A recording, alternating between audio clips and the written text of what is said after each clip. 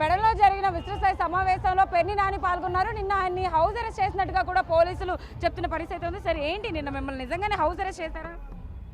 అమ్మ మీడియా చూసింది. నిన్న పోలీసు వచ్చి నన్ను రిక్వెస్ట్ చేశారు. ఇవాళ కూడా మధ్యాహ్నం దాకా అంటే 1 గంట 2 దాకా ఒక 50-60 మంది పెద్ద పెద్ద అధికారులతో సహా ఉన్నారు. చివరికి వాళ్ళు డీజీపీతో అన్నీ మాట్లాడుకుని ఒకళ్ళనే మీరు ఒక్కళ్ళే వెళ్ళండి అన్నారు. ఒక్కళ్ళే వచ్చాను. కొడాలి నాని గారు నిన్న లేకపోవడంతో అందరూ ఆయన భయపడి వెళ్ళిపోయారు ఇక్కడి నుంచి హైదరాబాద్ అని అంటున్నారు. అసలు ఏం జరిగింది? నిన్న ఆయన ఎందుకు లేరు? మరొక 3 నెలలు నిన్న డాక్టర్ అపాయింట్మెంట్ ఉంది. ఆయన ఆరోగ్యాన్ని ఇప్పుడిప్పుడే మెరుగుపరుచుకుంటున్నాడు కాబట్టి డాక్టర్ అపాయింట్మెంట్ ఉంది కాబట్టి ఆయన వెళ్ళాడు. ఖచ్చితంగా మరొక 3 మాసాల్లో అన్నీ బాగుపడి వస్తాడు.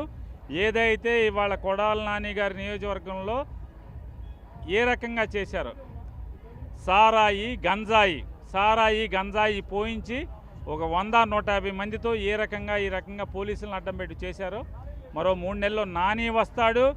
నాని రావటమే కాదు, ఖచ్చితంగా గుడివాడలో రాజకీయాలు చేస్తాడు. అక్కడ కార్యకర్తల మీటింగ్ పెడతాడు.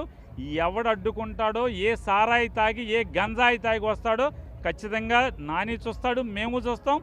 ఎవడైతే నిన్న హారికని ఒక ఊరపందికి సారా గంజాయి పోయించి ఒక ఊరపందిని హారిక గారి కారు మీదకి దాడి చేయించడానికి, హత్యాయత్నం చేయడానికి, అవమానించడానికి, పచ్చిగా బూతులు తీయడానికి ఒక ఊరపందిని వదిలారో ఆ ఊరపందిని కొడాలి నాని గారు వచ్చిన తర్వాత సంతలో పందిని కట్టినట్టు కట్టే రోజు కూడా వస్తుంది. నిన్న మహిళలందరూ కూడా చీరలు గాజులు పువ్వులు చూపించి అవమానపరిచేలాగా మాట్లాడారు మిమ్మల్ని కొడాలి నాని గారు. దానికి ఏం సమాధానం చెప్తారు?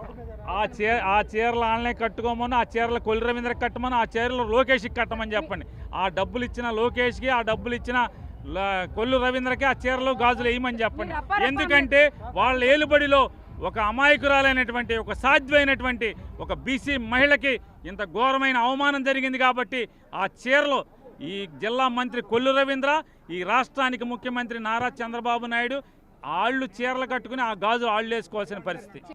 అది పరిస్థితి. మొత్తం మీద ఏదైతే సమావేశం జరిగిందో సమావేశంలో కూడా పెర్ని నాని కూడా పాల్గొనడం జరిగింది. అదేవిధంగా నిన్న జెడ్పీటీసీ హారిక కూడా సమావేశంలో పార్టిసిపేట్ చేసిన పరిస్థితి అయితే ఉంది. ఇదే నేపథ్యంలో నిన్న మహిళలు ఏదైతే చీకట్లో కన్ను కొడితే అయిపోవాలి అన్న దానికి నేను ఖచ్చితంగా తర్వాత సమావేశంలో సమాధానం చెప్తూ అంటూ కూడా పెర్ని నాని సమాధానం ఇస్తున్న పరిస్థితి కనపడుతుందని చెప్పచ్చు. వీడియో జర్నలిస్ట్ శివరామకృష్ణ సాహిత్య బిగ్ టీవీ పెడన నుంచి.